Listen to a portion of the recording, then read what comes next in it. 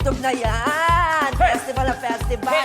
At syempre, ito na bang una natin pasabog. Ayan, may ipaprank agad tayo, my friend. Agad-agad. Sino yan? Ay, syempre, walang iba kundi ang young actress, very talented and beautiful Miss Sofia Pablo. Ano bang mangyayari dyan? Simple lang, my friend. May babasahin tayong panawagan mamaya. Aha. Pero gawa-gawang panawagan lang iyon. Tapos, si Sofia ang magbabasa ng last part ng announcement. Aha. Tingnan natin kung mapipigilan niya ang pagtawa o tayo yung magtawa. Okay. Ready ka na? Excited na ako dyan. Okay. Ako buhay. Tawagin na natin siya. Please welcome our special guest, Sofia Pablo! Hello, Hi, bebe! Sofia. Welcome back to Tibas. Welcome to Tibas. Welcome back! Ayan. Ako. At eto na nga po mga katibas, ito na yung pang-55 guesting mo Oo. dito.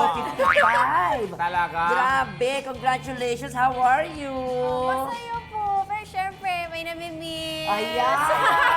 Sana Marami nagtatanong, nasan daw si Allen Ansay? Bakit di mo siya kasama? Actually po, dapat kasama ko siya today. Kaso nakataon po na today ang schedule niya for surgery ng wisdom tooth niya.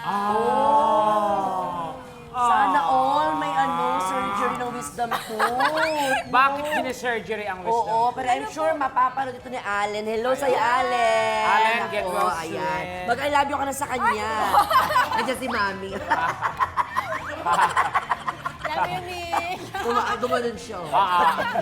Okay, bago Kapati mo na lang. Ayan, syempre, Aki, kung nanonood ka, we miss you.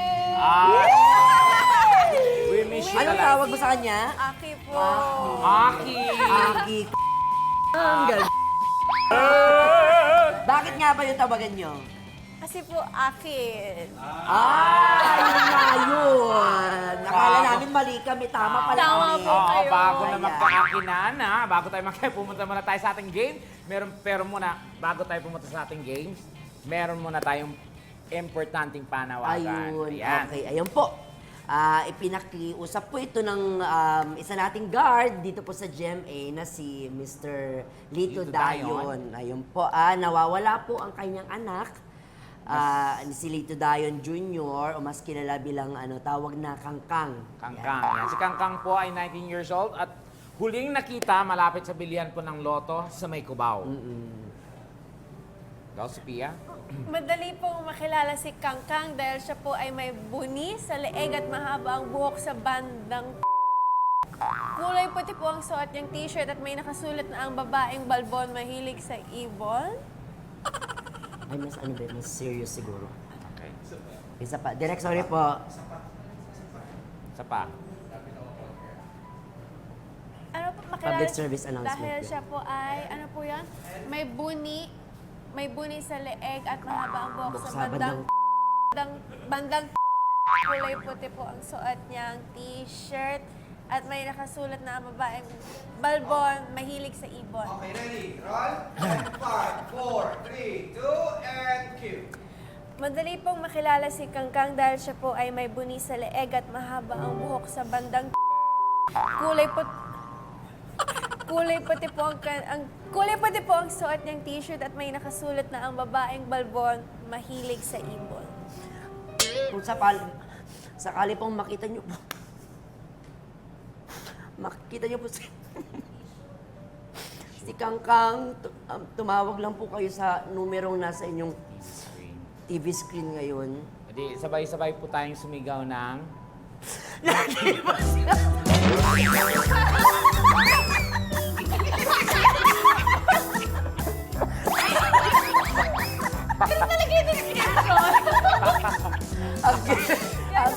Ang cute niya magsalita.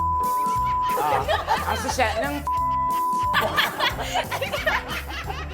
Hindi na ako makahinga.